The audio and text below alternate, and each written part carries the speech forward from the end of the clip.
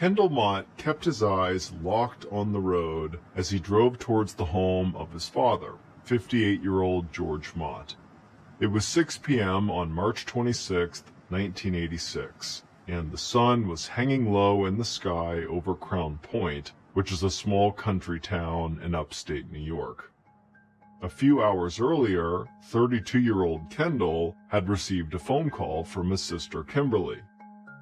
She had called their dad multiple times over the course of that day, but all she kept getting was his answering machine, so Kimberly was worried. Part of that worry came from the fact that their dad lived alone since he had divorced their mom a few years back. On top of that, his health was declining. George was an ex-smoker, and now he had some serious issues with his lungs. He used an oxygen mask, and he'd just recovered from a bout of pneumonia that had sent him to the hospital for a few days. Kimberly was afraid their dad might have fallen or passed out, or maybe even something worse. She knew it would be somewhat convenient for Kendall to stop by their dad's place on his way home from work, so she called him and begged him to go by and make sure their dad was okay. And of course, Kendall had said yes. But as Kendall drove through the woods down a lonely 2-lane road, he really wasn't too worried. He had visited with their dad at his house 2 days earlier. George was taking his medications and was in good spirits considering all the issues he'd been dealing with. Kendall was sure there was a reasonable explanation for why George wasn't answering his phone. Maybe George's friends picked him up and took him to a local diner called the Wagon Wheel, where Kendall knew they liked to hang out. If that was the case, then Kendall knew he wouldn't be gone for very long, and so Kendall planned to just wait inside the house until his dad came home, and then once he was back and he knew he was okay, Kendall would call Kimberly and everything would be fine. And regardless of if there was a problem or not with his dad, Kendall was happy to pop by because he was close with his dad. His dad used to be a firefighter, and he was very devoted to his profession. He spent long hours at the station away from the family, but since his retirement a few years ago, he was much more present in the lives of Kendall, Kimberly, and their children. And that really made Kendall happy. A few minutes later, Kendall pulled off the main road and began making his way down a long driveway that wound between tall maple trees. George lived in a tiny one-bedroom house in a sparsely populated area about 4 miles west of town.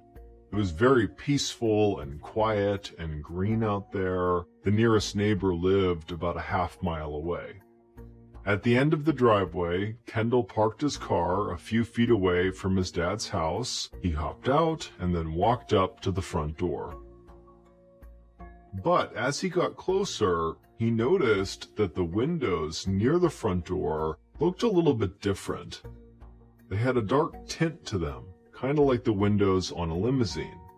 Kendall thought that was very strange, and he figured he would investigate once he got inside. And so Kendall got up to the front door and he knocked, but his dad didn't come to the door. And so Kendall reached down and tried the doorknob, and right away he felt two things. One, he felt the doorknob was already unlocked, and two, most importantly, he noticed the doorknob was hot to the touch. And immediately a bolt of fear shot through Kendall, because a hot doorknob could mean there was a fire raging inside the house. And so Kendall immediately whipped open the door and looked inside, but there was no fire.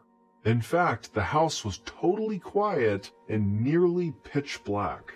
Kendall instinctively reached over and flipped the light switch, but the lights didn't turn on in the house. Even worse, there was this thick, dark haze hanging in the air that was impossible to see through. It smelled a little like smoke, but it also had this strange, sweet odor to it that made it much more unsettling.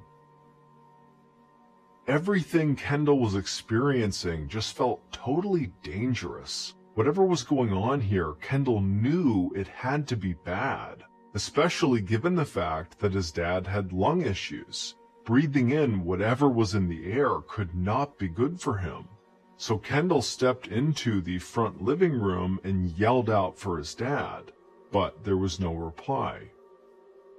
Kendall felt his way through the furniture in the living room towards the back of the house to the bedroom where his dad slept, but when he got there, again, he just couldn't see anything.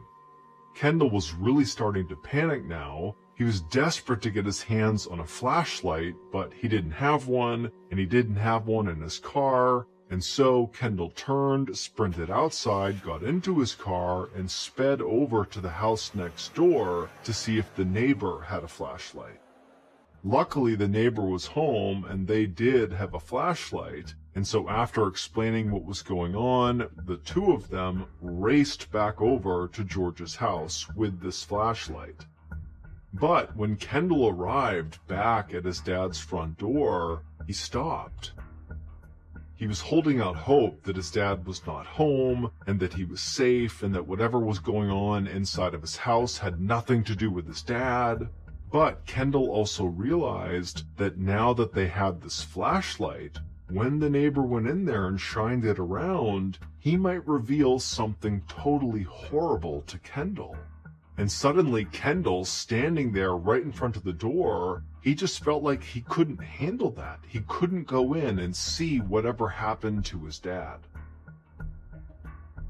So Kendall stayed outside as the neighbor clicked on his flashlight, pulled the collar of his t-shirt up over his nose and mouth, and stepped into the house. The next few minutes were agonizing for Kendall as he waited to hear what was hidden beneath the black haze inside his father's home.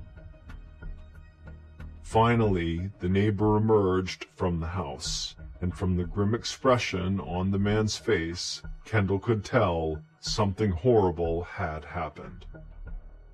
Within the next hour, the house was filled with inspectors from the local police and fire departments, and all of them were deeply confused by the scene laid out before them.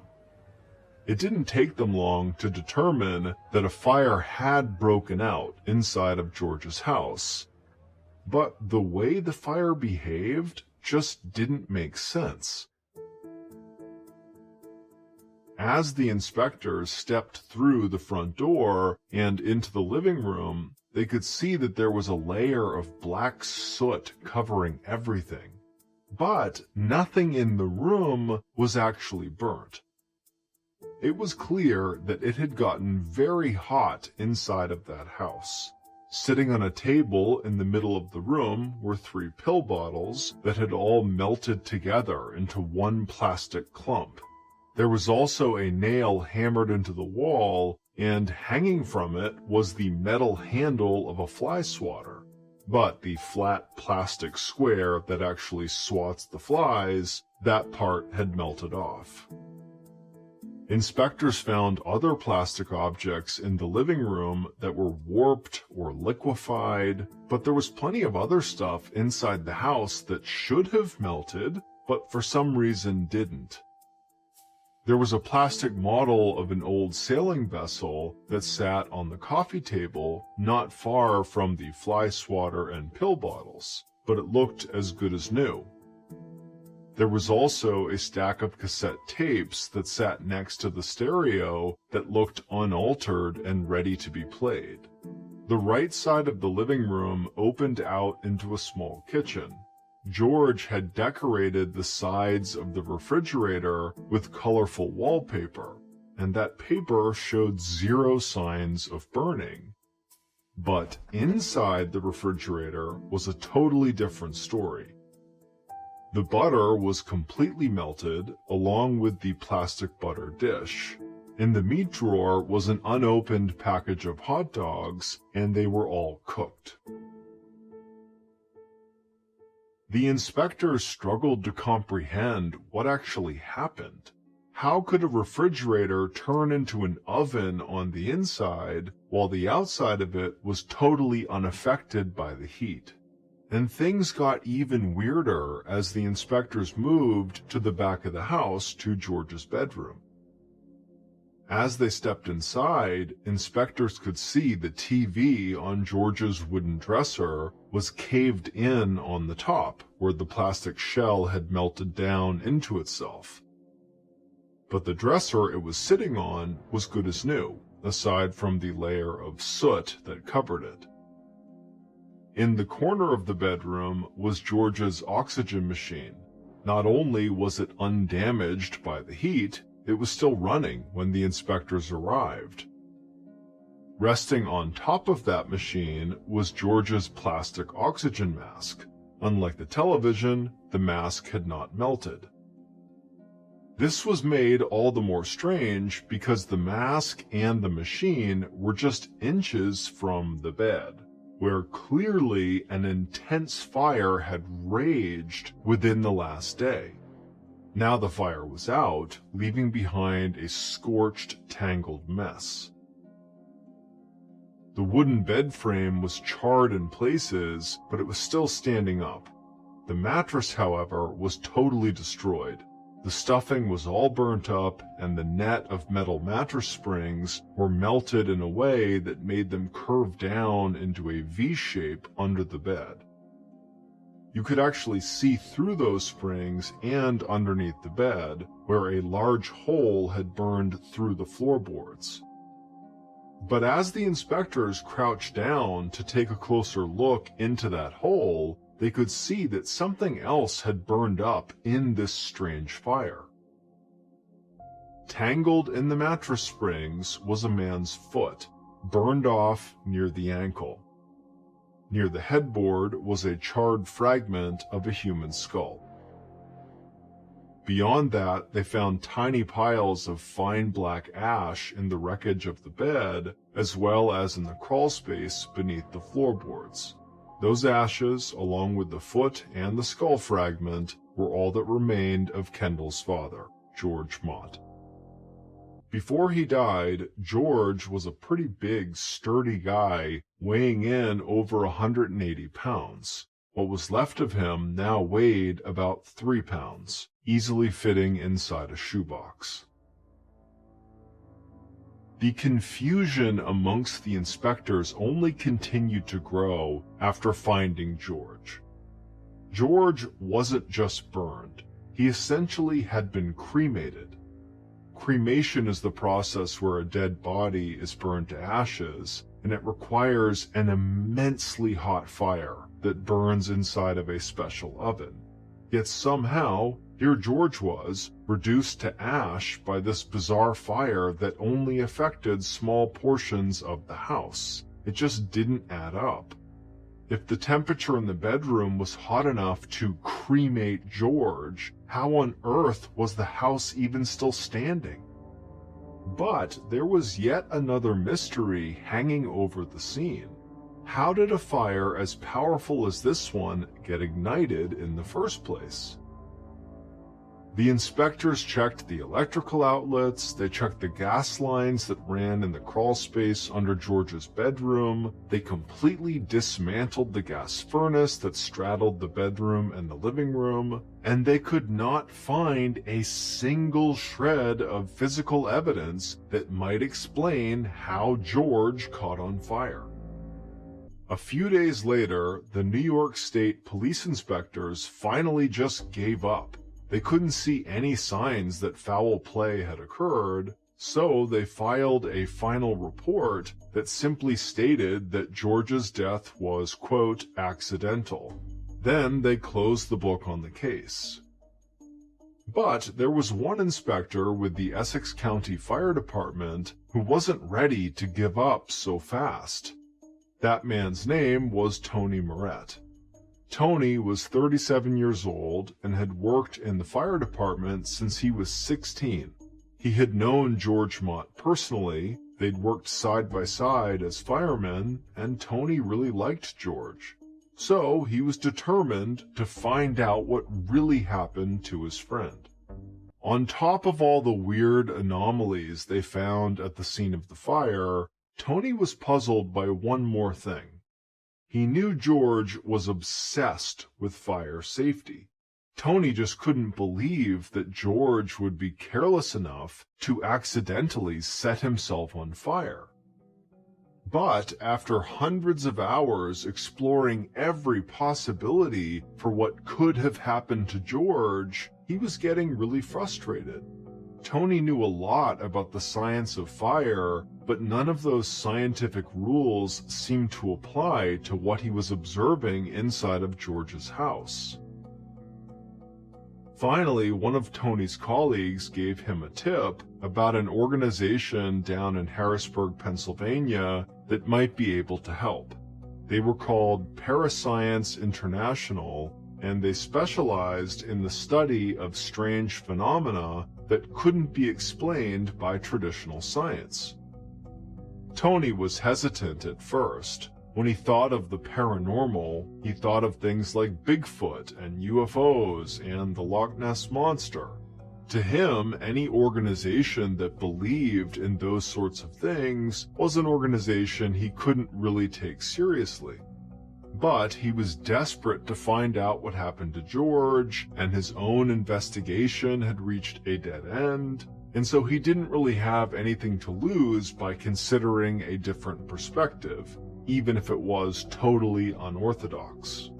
So, in April of 1986, a few weeks after George's ashes were discovered, Tony took a deep breath, then picked up the phone and made the call to Parascience International. When the phone rang 400 miles away in Harrisburg, it was answered by a man named Larry Arnold. Larry was a 37-year-old school bus driver during the day, but in his off time, he devoted many hours to this group of parascience experts. For the last 10 years, Larry had worked with them to investigate many strange and unusual events. But Larry's greatest passion was studying fire phenomena that defied explanation. So, when Tony told Larry what he needed help with, Larry was immediately interested. Larry listened intently as Tony flooded him with details about the strange case of George Mott. The body reduced to fine ash, the lack of damage to things near the body, the inexplicable pattern of melting and burning throughout the house. The more Larry heard, the more intrigued he became. And so, by the end of this call, Larry said he'd be happy to drive up to Crown Point, examine George's house, and see if he could make any sense of it. And a few weeks later, that's just what Larry did. When he arrived in Crown Point, he met with Tony at George's home. It had been over a month since the fire, but George's family was still in shock and were totally undecided about what to do with the house, so the inside really wasn't all that different from the way the inspectors first found it. As soon as he stepped through the door and into the living room, Larry noticed that the shelves and the tabletops all had a strange glaze on them. It wasn't just soot or ash that you could brush away with your hand. It was almost like baked on, like melted caramel. Right away, a picture began to form in Larry's mind of what could have happened the day George caught on fire. And so Larry headed straight to the back of the house and into George's bedroom. George's remains had been removed, but Larry could still see the area that had burned and how it hadn't spread beyond the bed and the hole in the floorboards. Larry, like every other inspector who had been inside of George's home, couldn't find anything nearby that could have possibly ignited the blaze, but to Larry Arnold, that actually wasn't the least bit surprising. Tony and the other investigators had never seen anything as confounding as this case, but Larry had. It was extremely rare, but in his research for Parascience International, Larry had uncovered about 200 recorded cases that were similar to George Mott's. For example, in the year 1725, a Parisian innkeeper found his wife had burned down to a pile of ashes in the middle of their kitchen floor. Nothing around her was damaged from this fire, not even the wooden cooking utensils that laid close to her charred remains. In 1951, a landlady visited one of the tenants of her apartment building in St. Petersburg, Florida. When she grabbed the doorknob, she found it hot to the touch, and when she opened the door, she found the tenant's body had been incinerated into ashes except for her skull and one of her feet. Inches away from the body was a pile of newspapers that showed no signs of burning. Another example, in 1970, an 89-year-old widow was found burnt down into a pile of ashes in her home in Dublin, Ireland. The only recognizable remains were her 2 feet, which were burnt off near the ankles. She had a vase with plastic flowers sitting on a table in the center of the room. The flowers had melted into a puddle, but everything else in the room appeared to be more or less untouched. In nearly all of these similar cases, Larry noted the same common threads. There was often a strange, sweet smell reported, and a weird, ashy glaze that seemed to coat everything. There was very little damage to the space surrounding the burned remains, and there was no clear indication of what could have possibly ignited the blaze in the first place. For hundreds of years, scientists and scholars had been developing theories behind how these strange fire events could happen, and the only feasible explanation they could come up with was that these intense fires were actually ignited from inside the bodies of the victims. Back in the 1800s, many believed this was God's judgment delivered to those who led an immoral life. Some thought it could be a byproduct of alcoholism, with the excess alcohol increasing the body's flammability. As the decades passed, many other theories have also been put forward to explain how a human body that is 60% water could spontaneously ignite. Larry Arnold had his own theories. He knew the human body was full of electrical activity that pulsed through the brain, the nervous system, and through every heartbeat. So what if the electricity somehow got amplified? Could the body start an explosive electrical fire that burnt itself out from the inside? Could it burn fast enough and hot enough that it incinerated the victim without burning anything nearby? Whatever the cause, this strange and rare event eventually became so widely known that it got its own name: spontaneous human combustion. When Tony heard Larry's theory, he thought it sounded crazy, but he also thought it made more sense than any other explanation he'd heard for what happened to George. By the time Tony officially finished his own investigation into the death of George Mott, he concluded that the cause was spontaneous human combustion. But despite Tony's support of this theory, the official reports by police never changed for George Mott. His death is still listed as accidental, with no mention of spontaneous human combustion. While there are many believers in the theory, the vast majority of scientists dismiss spontaneous human combustion as pseudoscience that is unsupported by physical evidence. And the physical evidence in this case is still contradictory and confusing. But despite not fully understanding what happened, for instance, why the outside of George's refrigerator was untouched while the hot dogs inside were cooked through, Larry felt confident in his conclusion that George Mott was indeed a victim of spontaneous human combustion.